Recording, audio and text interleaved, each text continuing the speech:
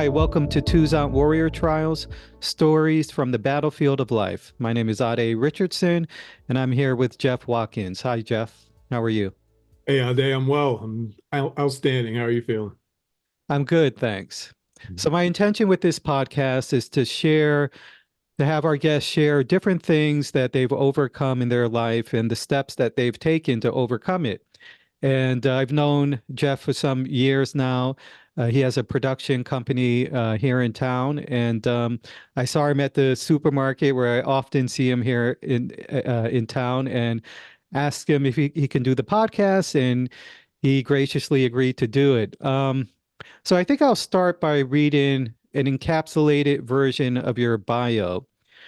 Jeff Watkins, a Mount Vernon native and U.S. Naval Academy graduate, transitioned from finance to media production.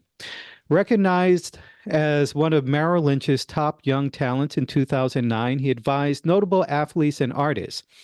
Combining his talents, Watkins founded Conreel, a global transmedia production company. For over a decade, Conreel has created content for Fox, NHL, Universal Studios, and others. Watkins is also dedicated to community service, serving on multiple boards and mentoring youth in Mount Vernon and Pelham, New York. So I know that's just the encapsulated version of your bio. I know you work on a lot of your own film projects. I've actually seen one of your documentaries based on Pelham, New York, on racism here in Pelham, New York, and it was a great documentary that showed at the Pelham Picture House, and I'm sure other places. Why don't you, before we get into some of the things and struggles that you've overcome, why don't you give our audience a little bit of background on your film pursuits? Well, yeah, that's I mean, shoot, you talk about struggle overcoming. That's it. I it's funny, the way I've been able to look and feel and mold how I pursue life has is constantly evolving. It's something mentally, spiritually, emotionally, I'm continuing to water and I'm continuing to learn and see and understand about myself and how to get in and out of my head and how to manage my thoughts and understanding the process and understanding the journey and understanding that the direction is more important than the destination. So, I say a lot to say because hearing my bio, as a kid coming up from South Side Mount Vernon, New York, I'm a proud son of Mount Vernon, New York, to find where I am now here today, per se in Pelham and creating films, that whole journey that there were struggles, there were triumphs, there were a lot of beautiful high moments and a lot of doubt and questioning and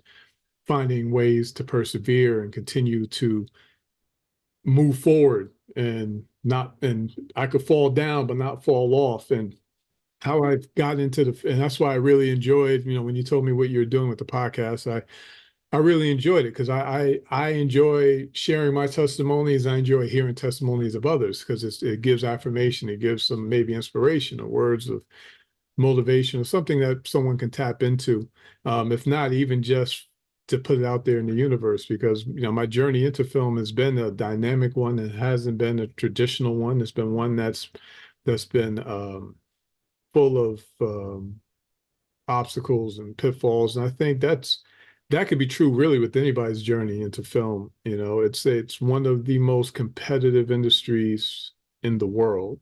And then it's also has a lot of stigmas, expectations that people have that they attach to it that you don't see in other industries. No, if if you're a dentist, no one's asking you, oh, well, what patients have I seen you work with? Like, but when you're in film, it's like, oh, what movies have you done or who have you worked with? And it and quote unquote making it, is it's a barometer that a lot of people have different expectations, and that's why a lot of times just honing in and feeling and doing what it is that you believe in and moving in your purpose is what I found is pretty much like my one of my greatest triumphs and joys in moving and pursuing in the film, because going from being a naval officer, going to U.S. Naval Academy that had nothing to do with creativity. And I had a Bachelor of Science degree in economics and drilling and marching in parades and shooting rifles and jumping out of helicopters during the summer, like all these things, some being on submarines, training. And just the military environment is not conducive for creativity. It's pretty much, respect the chain of command, um, do run your unit as efficiently and effectively as possible, no questions asked. You're not moving and you're not flexing those creative muscles, and then to go into Merrill Lynch and first to start off at Morgan Stanley, Merrill Lynch and Wall Street, and even finding and trying to chisel out my path and my foundation there and who I wanted to be there was another process of discovery and another journey into understanding, who I am and what my talents are and what it is that I feel I could bring to the table and how I could differentiate myself, especially in the finance world, which again is another hugely competitive world. And, I was in the finance world, or glory be to God at the highest levels, and being in some of the most competitive environments to then leave all of that and to jump into something I had no formal training for. I didn't go to film school. I never had a film camera, cinema camera growing up. I wasn't even a photographer. I never directed anything. I had one exposure to film back in Mount Vernon, and that was something that I put in my back pocket that I said, hey, I want to tap into that. And at some point in my life, but then to jump into it head first with no safety cushion, I did it full time, all out from the first moment. I didn't have a safety job. I didn't work a 9 to 5 and play film on the weekends. I jumped in head first. That's the only way I know how to do things, and just totally engulfed myself into understanding the craft and but then learning the craft in different levels. So my journey here is definitely it was definitely not a it was a path not often taken, and to leave to leave great career milestone points in both ends. I was just about to get promoted to as a lieutenant as in the Navy, and now I'm an officer and lieutenant. You got some cachet. You got some. You've learned the ropes. You got some good. You have a good foundation to leave all that at that point to then go into Wall Street, which if you've seen what's that Will Smith movie? Um, I forget that movie where he was a Wall Street guy, just built something as good as life or something. It was a positive inspirational story, but like when you start in Wall Street, or like if you watch the movie Wall Street with Charlie Sheen or Boiler Room, like you're starting at the very bottom all over again, cold calling, doing whatever it is to build up a book of business, to Yeah. then get some notoriety and a foothold in that, to then leave that, to then go into the film industry where you're back to nothing. No one cares that you're an officer in the Navy. No one cares that you're on Wall Street. Like if you're not bringing anything tangible or any assets to the table or anything creative or being able to produce, that none of that really matters. No one's Yeah. gonna be like, oh, I'm gonna watch a movie because because you're a guy on Wall Street or you're a naval officer. You have to be able to deliver a compelling reason why someone should invest their time into consuming what you produce. So all of that to start at the bottom levels again, that definitely was part of my Toussaint my Toussaint Warrior Trials each time over. So I guess it goes fitting with your goals here on the podcast. Yeah. Yeah. And the Will Smith movie, I think you're referring to The Pursuit of Yeah, the Happiness. Is, pursuit of is that the one? happiness. I said the Yeah. good life is, yeah, the pursuit of happiness. Yeah, So you're yeah. you're you're talking about having this security, job security, a certain amount of status that came with that. And Hmm. so and then venturing, taking this leap into this uncertainty. And Yeah. there must have been something that was driving that. What was the call that came that inspired you to take that leap? Well, it's really beating to the beat of your own drum, Hmm. moving in a purpose-filled life. Like I started getting a strong understanding early on. The jump from being an officer in the Navy to Merrill Lynch wasn't that, I mean, that was a significant jump. But for me, I was still on the path of moving in what I think life and society would have wanted me to be, especially, my parents who sacrificed so much.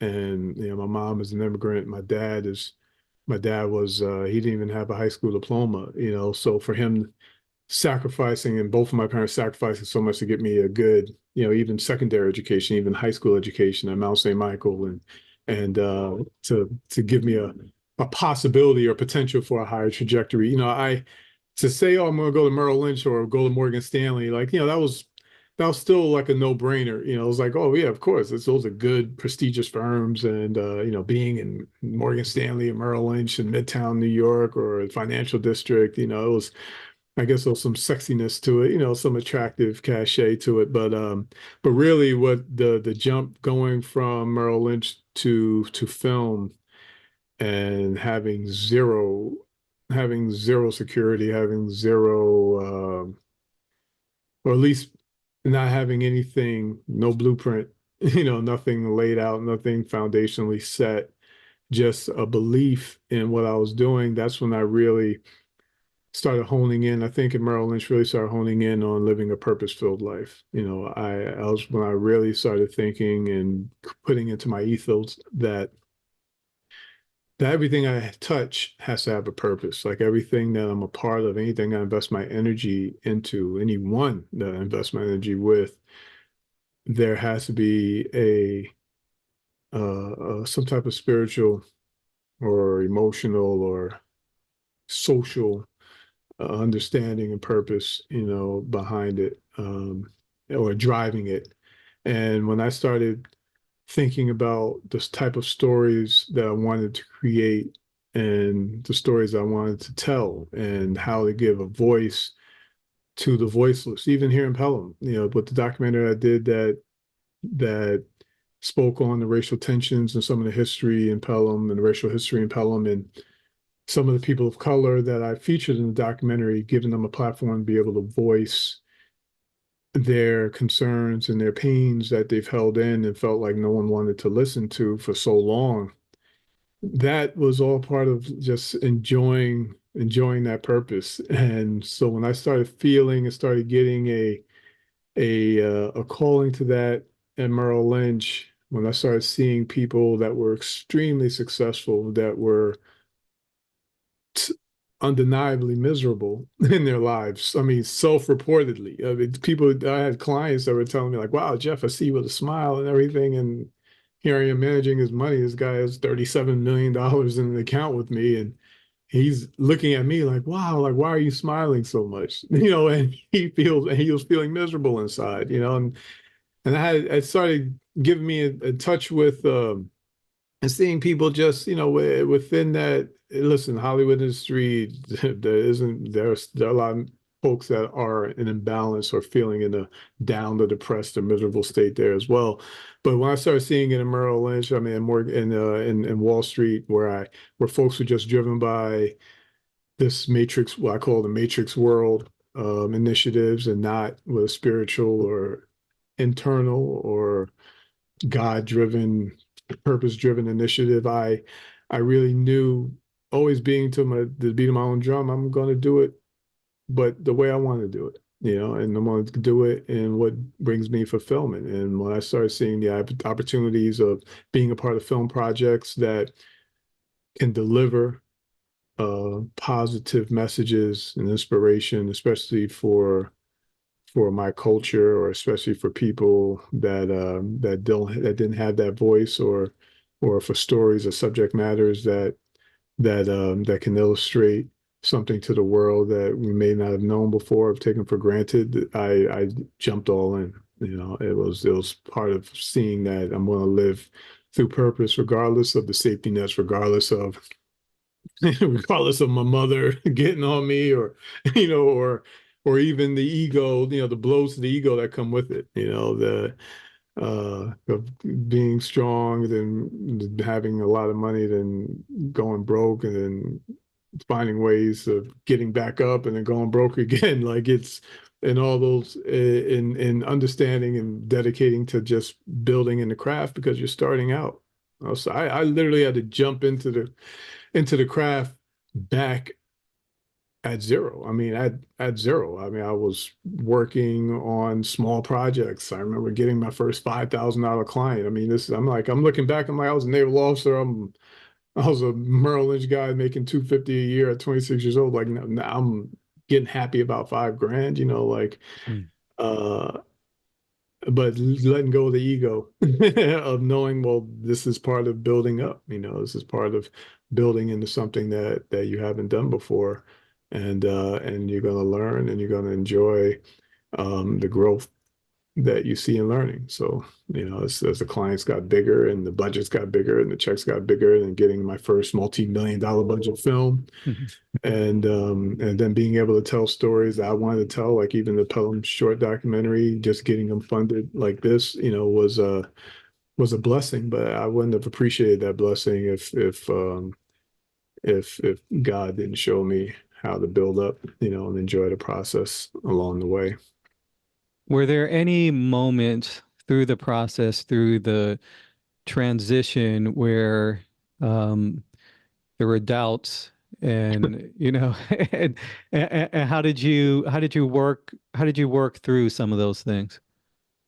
Man, I tell you, um,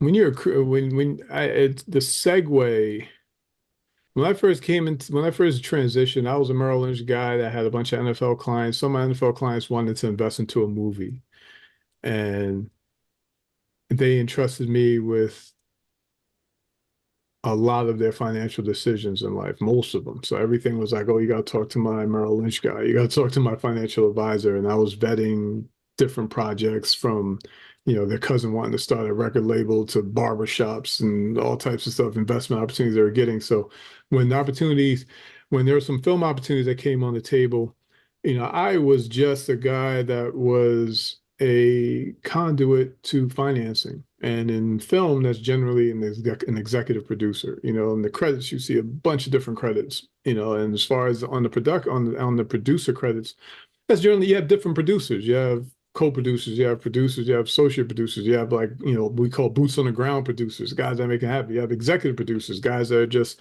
putting people together, or associate producers, guys that are that are connected to certain talent or certain resources that they're able to deliver, but they're not necessarily moving and massaging the whole production from soup to nuts, from the ground up to completion.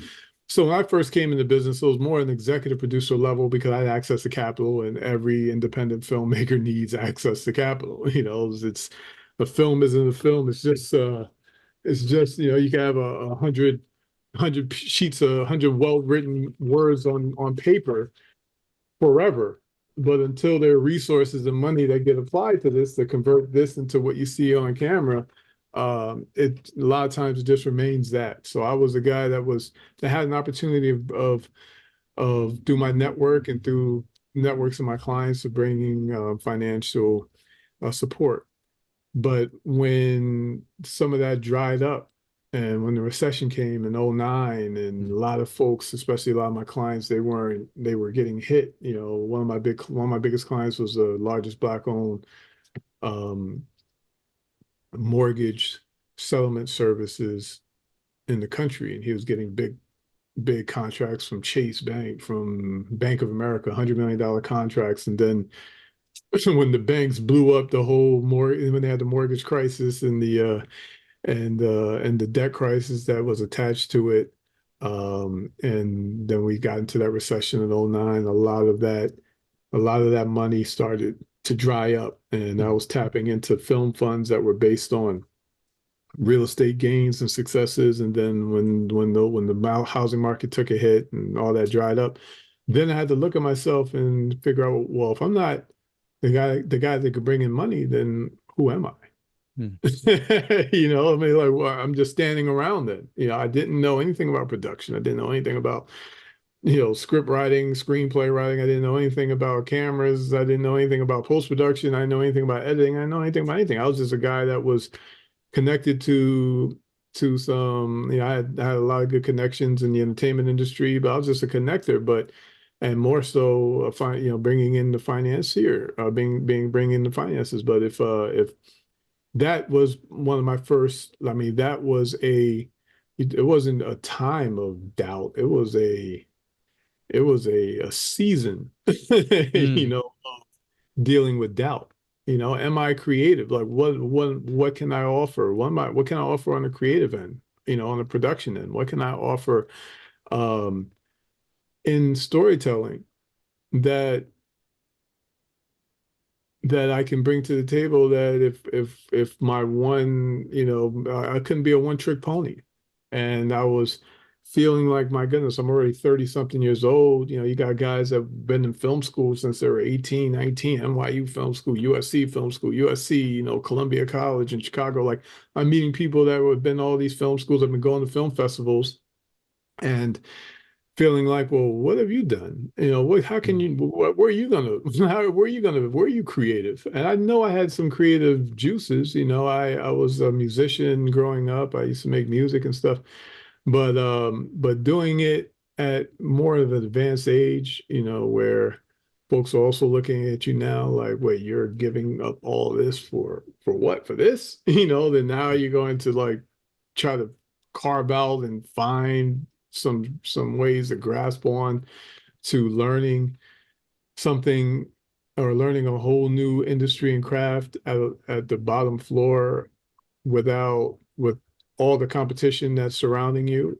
That of course leads to a lot of self-doubt. And listen, there are a lot of people in this industry, that I've talked to, that I've gotten inspiration from, that are Academy Award winners, Golden Globe winners, that mm, still deal with self-doubt, still deal with, am I really that good? Am I growing? Am I as good as people think that I am? And these are people that are already very, very successful, mm, and they put themselves through challenges, and and especially when they find a new challenge in a new role of film, or role that they haven't played before, that opens them up to scrutiny, opens them up to criticism, it opens, people are like, oh, you're a comedian, you can't do dramatic acting, or you're a black actor, you can't do Shakespeare, so of course. But for me, there was a lot of self-doubt, and especially when you might have people on the periphery that don't understand what you're doing. I think the natural tendency is leading to fear, and then fear leads to doubt, to more doubt. So yeah, a mm, long-winded answer. I mean, but I wanted to give a whole context, mm, because it's deep, and I think for me, when you're dealing with seasons of processes. One thing we don't understand, we don't appreciate, I think nowadays, is processes. There are processes to everything in life. We're just so used to instant results, and you hear these rap songs and you see these people being celebrated, and you think like, oh wow, like, yeah, I came up out the mud. I went from 0 to 100. Now I had nothing. Now I got everything. Yeah, yeah, that sounds cute. But let's not deceive people, and especially young folks. Young folks are getting deceived left and right. They don't understand that everything is process, timing. God, the universe, the divine orchestration moves in certain ways for mm. you to really go through understanding in that journey. Things are more like, what was that book, Paulo Coelho? Oh, Very popular. the What's that? Pilgrim. No, I think I had it. No, it's in my apartment. Oh yeah, yeah, I got it right here. It's more like The Alchemist. The Alchemist. Yes, yes, yeah.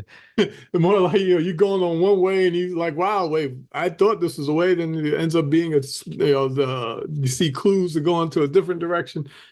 Managing expectations is a huge thing. Managing your own ego, another huge thing, because if you can't do that, if you don't have that balance, you will undeniably find yourself in a world and in a swimming pool, drowning in self-doubt, for certain, for certain. Yeah, talk a little bit more about that. Managing the expectations and the ego. What aspects of the ego can create that, can put you in this fear state and this doubtful state. It's all it is. The ego, that's all that it is. The ego justifies its existence through fear and Mm. doubt. Hmm.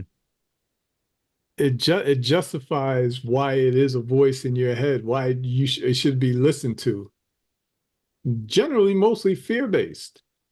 It's not, I consider the ego anything that's outside of your spiritual self. I mean, I don't know about the rest of the viewers, and I'm just going to share from my beliefs and what works in my perspective, but we're living in a duality right now. You have your physical body that has physical needs. Sure, I need to eat, I need to drink water, I need, to feel nourished, I need to get sleep, and there are physiological responses to it. But we cannot take away from our, like, for me, I know I'm spirit. I'm spirit first. I'm a spiritual being living in this human existence. Mm. And I think the ego is everything that's part of this body, this physical existence, and it lives and it justifies its existence in your mind based on the needs of the body, and where do you place those needs. So if you're like, oh my, like, and the needs of how you relate in this physical world, Mm. with other people. So that's the expectation. That's the ego. That's damn, I'm so many years old, or I got this level of education. Why am I doing this from scratch? Or why am I not having security? And the ego is going to pump everything in regards to a fear of, like, well, you need security, you need money, you need financial security, you need health care, you need all these things, and the ego is always filling you with fear. And that's not just even on the financial spectrum. That's in every, I mean, that's in everything. That's in love. That's in opening up to vulnerability. That's in how you relate, to a lot of things, because it's always wanted to protect itself and always wanted to protect, your body, and not having to do anything that may make you feel like you're less than, or make you feel Mm. like you're not able to. It doesn't want you to make you feel like you're not able to live without it. So jumping on a limb, having that mustard seed of faith, moving on something that's outside, that can't be explained by this physical world or by the body or rationale. The ego's generally, I mean, the ego's always going to fight against that.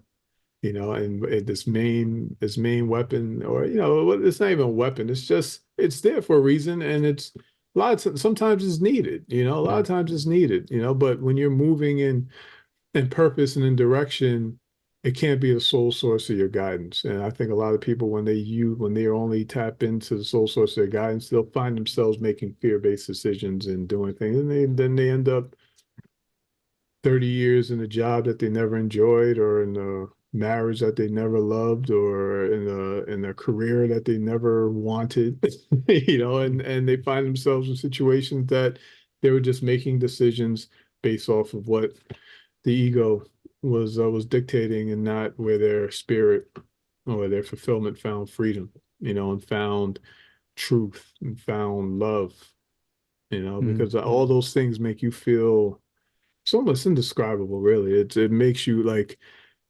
even times where there wasn't any money flowing from any clients, or from any projects, projects weren't getting funded, or whatever it is. Just when you're moving in spirit and you start feeling the orchestration of seeing how things are aligning, and in that growth of fueling that growth, that when you tap into more spirit than ego, then that trumps the feeling, and that fulfillment trumps the fear.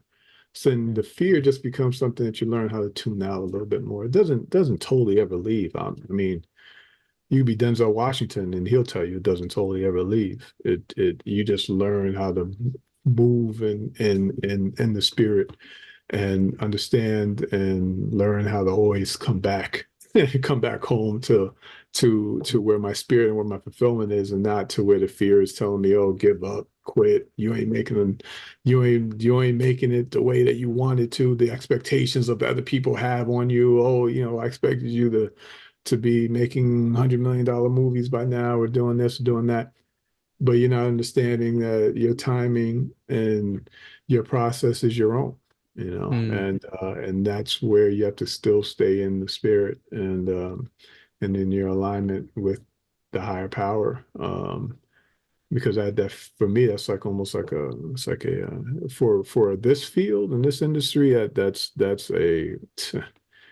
that's so much needed. and Yeah. um and I think it's almost like a superpower. It feels like sometimes, like, because I can see how easy you can get unbalanced, dealing with ego, expectation, dealing with fear, dealing with rejection.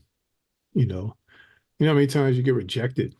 No, I mean, you have so many gatekeepers and naysayers and people that don't think your project is good enough, don't think it's worth investment, don't think it's worth distribution, don't think that the agents that don't think that there's talent, that this project isn't worth their talent contributing to it. I mean, you can get rejection out of the wazoo 100 times a day from different directions.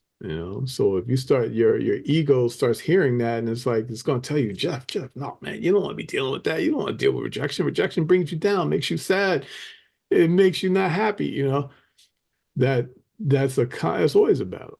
But there's a tale, I think, native indigenous people's tale, where it's like there's a battle of two wolves within you, and it's the one that you're feeding, the one that you're Mm. nourishing, the one that you're nurturing, whether it be the ego or the spirit, good or bad, however you look at it, it's the one that you're feeding is the one that wins, and dictates, where you go.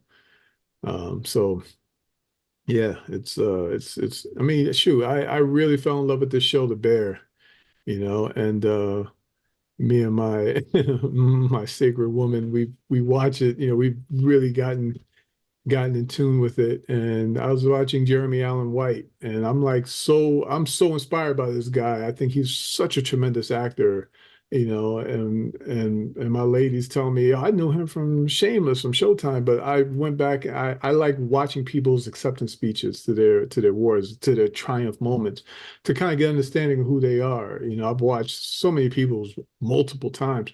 So I watched Jeremy Allen White, and one of the things he said in his acceptance speech, he thanked the people that believed in him, even when he didn't believe in himself. And this was even during the season of The Bear, and that's like probably one of the best shows on TV right now. Mm. And he said, he thanked the people that believed, that constantly believed in him when he didn't believe in himself. And and so it's always a battle, Yeah. and it's always something that you need a Toussaint heart for, Yeah. because and I've been to Haiti, and my first film project is the subject matter, takes place in Haiti. So I have a great respect for Haiti and for Toussaint. So when I think of Toussaint, I think of Toussaint Louverture. But uh yeah, you got to find a way to triumph, because it will allow you to defeat yourself out of your potential. Allow you to defeat yourself out of your, I think, some of your God-given purposes and fulfillment, in this world. I'm pretty Yeah. sure you met people out there, right? People that are very successful in this matrix world, very successful on paper, that are not happy, that are unbalanced. I mean, you see people committing suicide. You see creative people that you think Kate Spade. I mean, look how many people love her. She's a fashion icon, design icon, and she committed suicide. So it's Mm. yeah, you got to tap into your fulfillment, into your spirit. You listen to the ego, man, it'll drive you crazy. Yeah. Yeah. I love that story of which it's which wolf that you Yeah. feed the most because um and I think for many people they're not conscious of it. You know, we're conditioned as children. Maybe some people have gone through some sort of traumas in their lives and you know may have a belief system of not feeling good enough, of you know feeling like a failure, you know, these sort of things. And you kind of um, perpetually manifest these things because you're not really conscious of them, and you end up unknowingly feeding these things. Like you talked about those thoughts that come up, you Yeah. know, oh, you just can't, that's not for you. You know, Mhm. that's not for you. You just can't do it. And then if you're not aware of that in of that it's a thought, you know, then you can easily, okay, well, I'm just yeah, I'm gonna get away from that because it doesn't feel good. You know, Mhm. like you talked about the how the ego tries to protect us. It's that Mhm. whole survival mechanism that, you know, had some use. Maybe w w Yes. when a lion is chasing you, you need Yeah, that. sure. Um, but yeah, you know, you stated everything so You hit it beautifully, on you the know. head as well. Listen, you don't know what you can't do until you tell yourself you can't do it. Mm, yeah, You yeah. really don't. You know, me and my lady were talking about that the other day. Like, you look at kids, they're full of imagination. You know, they're full of, because no one told them. They haven't had year in, year in, year out of people telling them, oh, you can't do this, and trying to formulate what you think you should be thinking about or what you think you can do. This whole world is constructed to be a deception. You know, everything in this world is constructed to be a deception, damn near, you know, besides the part of where you find God's grace and God's love. But outside of that, there's so much deception, from the sex you see on TV to the violence to the stories that people tell to the lies of how they got there. It's so much deception that makes you think that you can't do it. There's so many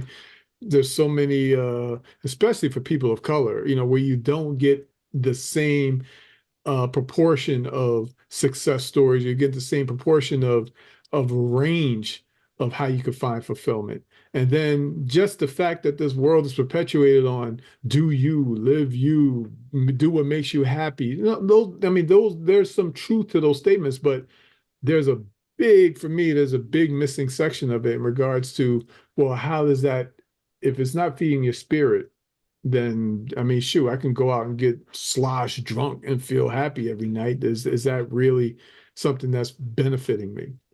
You know, or driving, just driving into the world of like driving into what the world is deceiving you to think is beneficial for you, you know, or is better for you. So, you know, sex without love, and money without without spirit, and you know, exuberance, you know, without process. You know, it ends up falling back on you. I mean, I was just watching another actor, his acceptance or his speech. Oh, Brad Pitt. No, Brad, it wasn't an acceptance speech. And Brad Pitt has, you know, had his fair share of problems and this and that. But when he had just made, I forget what movie, it was number one, and he's biggest actor. And then he said, I got everything. I got looks. I got even, and Tom Brady himself, you know, as well. And these are people that are like, I look around at everything and I feel still so empty inside.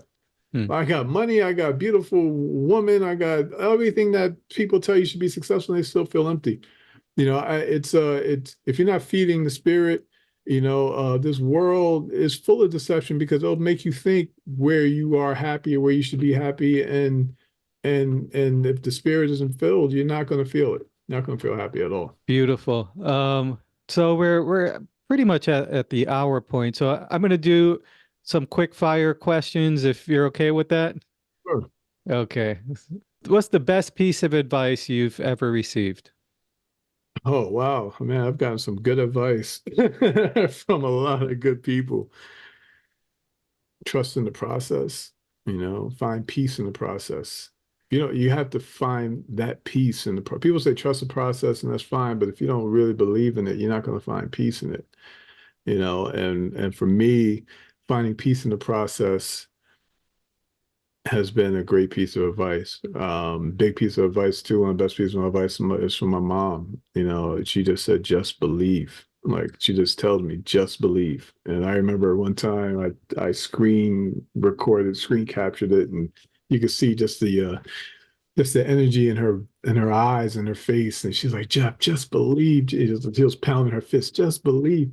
And I'm like, yes, I just believe, because it snaps you out of that ego telling you all these other things. So those are two great pieces of advice that I've gotten. I love that. Just believe. Because the ego sometimes it can grip, because it is part of the survival mechanism. And sometimes it can grip you physically. So, a lot of times when the ego is speaking to you, you can feel the physical sensations. And that's what a lot of, I think, people have a hard time overcoming that and getting so fully identified with it, because it could be the diaphragm, the diaphragm clenching, it could be the Oh, butterflies the in the stomach, anxiety, yeah, yeah, it the could be, anxiety. yeah, Yeah. So palpitations. It could exactly, exactly. So when those be, physical symptoms come, it's so easy to feel like, oh, this is real. And you start to forget that you are the spirit, that all of this is pretty much made of energy. And you start to believe all of these things. You start to believe the conditioning that has been passed down to you. And so, but you said it correctly that you won't know. And you also said it, children are a very good example of this. They step into this place of uncertainty, and they have a very good tool to face uncertainty, and that's called play. So they Mhm. they they go into it with this spirit of play, and they make the mistakes. They do all this stuff. But yeah, I think like you stated so eloquently, you won't know unless you try. Mhm. But Yeah, yeah, yeah. they're full of imagination. I'm gonna be this, and I'm a Superman, and I'm a superhero, and I'm this, and I'm that. And it's not till they hear that they're not, or given this quote unquote proof or fake deception that's trying to make them feel that they're not, or they're told that they can't be or they aren't. That's but they don't know any different. They don't know until they're told. And I think as adults, we just become so I don't know. I mean, pessimistic's not the right word, but sometimes, it's like you've dealt with so many different things that have beaten down, and your ego gets louder and louder that sometimes you don't even try because you already feel like you're not, and you lose that ability to dream. Mm. One more thing, man, like the ability to dream, the ability that we have, me and you, other people that are watching this right now, the ability that we have to dream is not to be taken for granted. It is. I watch nature shows. I see things that are happening around the world. There are people right now that are so predicated on surviving, that their life is so consumed by they don't know if they're, we have young brothers and sisters in Gaza that don't, children that don't know if they're going to hear bombs again tonight, that don't know if they're going to live through the night because they're hearing bombs. People in Sudan, people in the Congo, they haven't been, God bless them. They don't, it's so much harder for them to have the ability to dream the way that we do at the moment, and it's part of my life's journey of whatever I could contribute to this world to help shift that tide and that adversarial force of evil into being more balanced and being giving people around the world more equity and being equal and having the same dreams and abilities that we have, but we shouldn't take it for granted, because it's something that we have that if you're watching, we have the ability to do so, and to take it for granted to just not want to try something or just already tell yourself you're not going to be able to do it or you can't do it, it's double. It's like almost like a double blow because you have the ability to dream or to think of something, or I'm going to pick up this craft, or I'm going to learn this, or I'm going to find this new hobby, or I'm going to go volunteer here, whatever it is, that you feel starting to give give yourself an ability to feel that that spiritual call, that tingling, and to then not do it as well when you have so many other people out here that don't have the access to open up at the moment right now. That's why I go double hard. I see what's happening in different parts of the world, and I see it like I go double hard, because I'm gonna do as best as I can for me and to give that kid maybe on the other side of the world an opportunity to tap into something, that can give them hope or a dream, or adults too. One thing I definitely enjoy talking to is adults because I enjoy talking to some adults that are curious, because this is my third career and I've been successful in all three of them, and I still am looking at the world as like, well, where do I want to make impact? Where do I want to shape and stuff? I still sometimes think, well, I want to be when I grow up, like what I want to be 10 years from now, 20 years from now. I still, when you move into one way, when you move into fulfillment, man, it brings you this youth. It brings you, I swear to God, it brings you a youth about you that there's no way you could tell me that like my mind still doesn't feel like I'm like 19, 20, like I have the whole world that I can tackle and move. And that's a blessing. I thank God for that. And I hope, I hope we can find ways so we can all tap into it to give some protection and give others the ability to do that because don't take that for granted. Yeah. You know? Well said. Okay. We're going to do three more. Yep. If you could instantly master any skill, what would it be and why? Shoot, mastering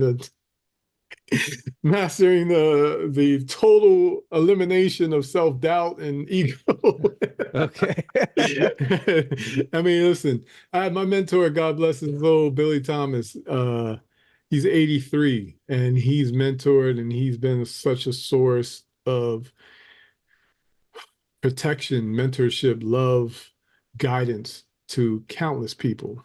And NBA players and Denzel Washington and a lot of folks, coming out of Mount Vernon. I have, my new documentary a lot is tells about his life and what happened in the community at that time. But even he tells me every day he's still learning something new about himself. Every day he's still learning how to keep that balance going. And I look at him as like a Zen master, and I know that he still is learning. And some people look to me as like, "Oh, Jeff, you haven't figured out." I'm like, "Listen, it's a day. It's whatever you continue to feed, because any given moment you can lead to your own destruction. Any given moment, you can start feeding that other wolf and just find your way astray. Really, Yeah. any moment, any decision, every decision you make can fuel something that becomes adversarial to your spirit. Yeah. Okay, last question. What's one piece of advice you wish you could give to your younger self? Um, Heal yourself Mm. while you're still in that moment. Don't hold on to things. Don't let things fester within you. Don't allow that imbalance to just say, because when you're younger, you think more in the moment, and you also think you have your whole life ahead of you. So, oh, I could, I'll deal with this later, or I'll just pass that off now, and I have the rest of my life to deal with it. But life isn't guaranteed, and so my younger self, there are things that I've gone through, things that I've overcome, circumstances that were difficult for me. And I think I would have told my younger self, if I can give advice, is healing and how to heal. I didn't know anything about meditation. I didn't know anything about my inner peace. I wasn't taught that as much. There are other great things I was taught, but uh, I think a lot of the things I went through, or some of the circumstances, if I learned and I knew how to find ways to heal, then find ways to take some time to myself and nurture and love myself more. Um, at that moment, I think could have